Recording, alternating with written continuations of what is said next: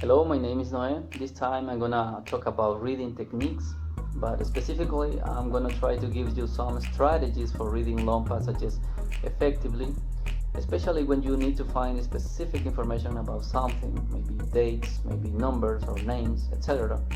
For example, if you're a student and you're gonna take an exam soon, and the teacher gives you a really extensive document to read, maybe 100 pages or more, but you have many other things to do, so you don't have the time to read all what the teacher suggests. But don't worry, you can get all what you need from the passage and do well in your exam, just as long as you follow these tips. So let's get started.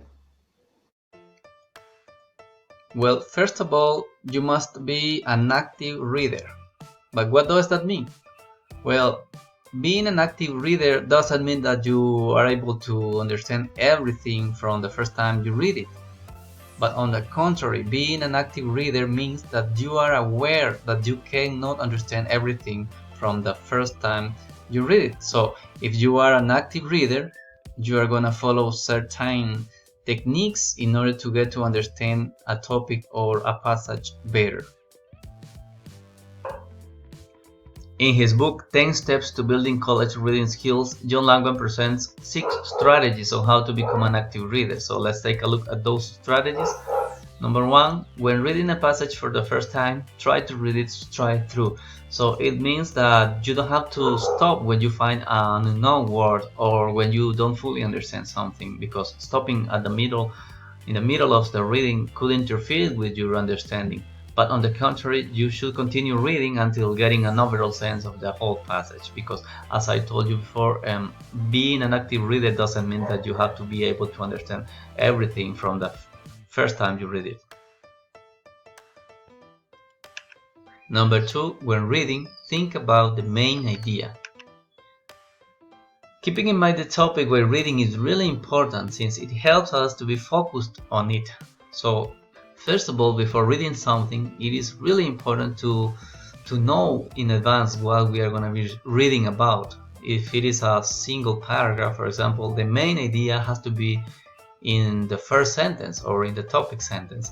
But as now we're focusing on longer passages, an essay, for example, in this case, we have to be able to identify the thesis statement.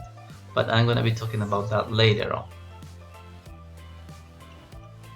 Number 3, while reading, think about the supporting details. Here again, we have to keep in mind the main idea of the passage and make a kind of relationship between the supporting details and the main idea or the thesis statement of the passage. Here we could ask ourselves questions such as, what does this supporting detail have to do with the main idea or with the thesis statement of the passage, and things like those. Number 4, while reading, look for relationships. In this case, the transition words that the writer uses are the key to identifying the relationships along the passage, because the transition words tell the reader if the writer is comparing or contrasting or giving examples about something, etc. So it is really important to pay special attention to the transition words that the writer uses. Number 5, along the way, make reasonable guesses. In this case, you don't have to stop reading when you find an unknown word to look it up in the dictionary. Instead, you have to continue reading and try to guess the meaning from the context in order to keep in track with the reading and not losing your attention about the topic. And finally, number 6, reread as needed. Well, in this case, depending on your comprehension of the first time you read the passage, you can go back and reread those parts of the reading that you have found difficult to fully understand. When reading a long passage, it is really important to identify and keep in mind the topic or the main idea of the passage, because it helps you keep focused on it, and it also helps you be aware about what you are reading. In a short paragraph, for example, the topic can be found, of course, in the title of the paragraph or in the topic sentence. But as we are focusing on longer passages, let's talk about the thesis statement.